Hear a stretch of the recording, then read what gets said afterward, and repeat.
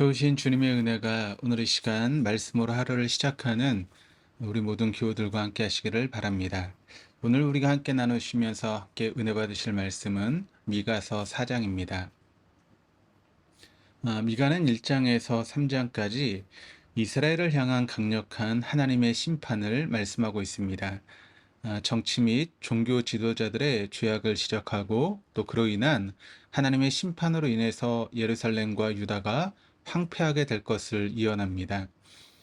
그러나 미가 4장부터 하나님의 정하신 때가 되면 유다뿐만 아니라 모든 이방 민족들이 회심하여 율법 중심의 평화 시대가 이루어질 것을 예언하고 있습니다.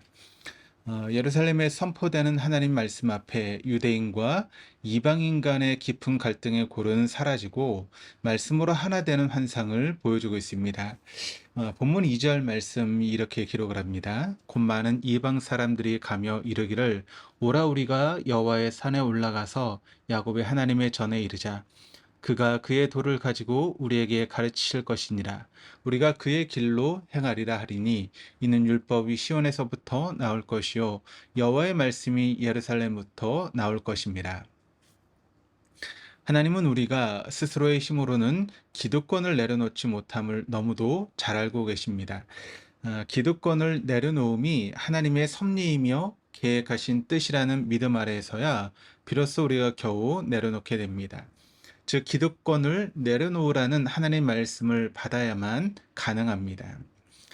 우리의 성품이 착하고 어지러서 기득권을 내려놓는 것이 아니라 역사를 이루어 가신 하나님을 알게 되어질 때 기득권을 내려놓음이 가능해지는 것입니다. 역사를 이루신 하나님은 말씀으로 만날 수 있습니다. 많은 이방 사람들이 예루살렘에 모여 맛보게 되는 것은 하나님의 말씀입니다. 하나님이 그 도를 가르치시며 그 길로 행하게 하실 것이며 모든 민족에게 충만하게 채워주시는 것은 시온에서 흘러나오는 율법이며 예루살렘에서 울려 퍼지는 여호와의 말씀이라고 미가는 고백합니다.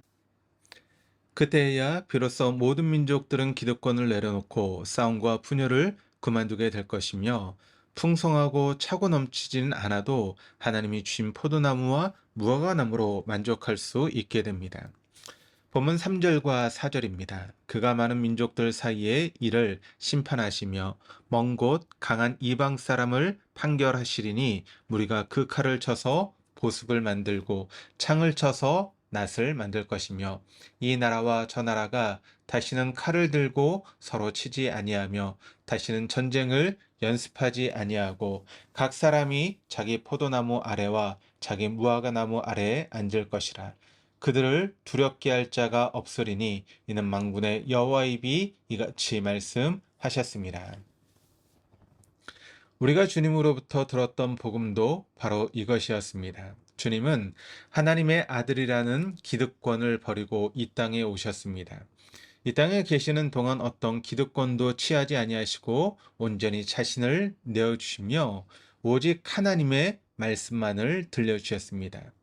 심지어 기득권을 포기하기 싫어하는 무리들이 주님을 십자가에 못 박는 순간까지도 죽임을 당할지언정 권세를 부리지 않으셨습니다. 그것이 죄로 인하여 단절된 우리를 살리시기 위한 하나님의 방법이었기 때문입니다. 주님의 죽으심으로 하나님과 나 사이에 멀고 먼 단절이 가까워졌습니다. 그리고 우리에게도 역시 기득권을 내려놓고 말씀만으로 살라고 하십니다. 우리가 기득권을 내려놓으면 정말 하나님 말씀이 우리 모두를 살릴 수 있겠습니까? 마태복음 28장 18절에서 20절이 그것을 증거합니다.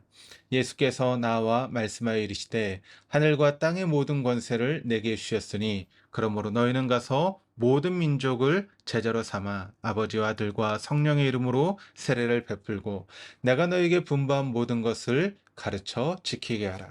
볼지어다 내가 세상 끝날까지 너희와 항상 함께 있으리라 하시니라.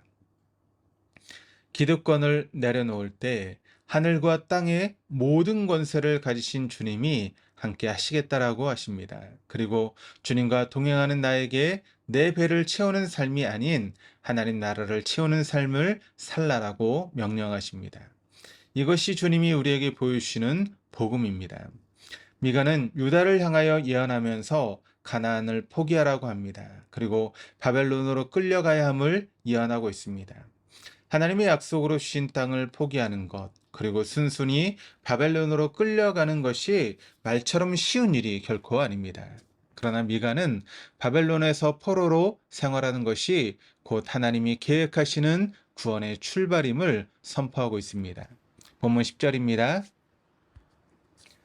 딸 시온이여 해산한 여인처럼 힘들여 나을지어다. 이제 내가 성읍에서 나가서 들에 거주하며 또 바벨론까지 이르러 거기서 구원을 얻으리니 여호와께서 거기서 너를 내 원수들의 손에서 속량하여 내시리라. 비록 포로기를 보내는 것이 해산한 여인처럼 극심한 고통일지라도 그 고통을 통해 새로운 생명의 역사가 탄생하는 것처럼 포로 기간을 통하여 하나님의 새로운 생명 주심이 시작될 것임을 예언합니다. 이스라엘이 그렇게 기득권을 포기하고 하나님의 뜻에 순종할 때 온전한 하나님의 나라가 도래하게 될 것입니다. 오늘 본문 6절, 7절입니다.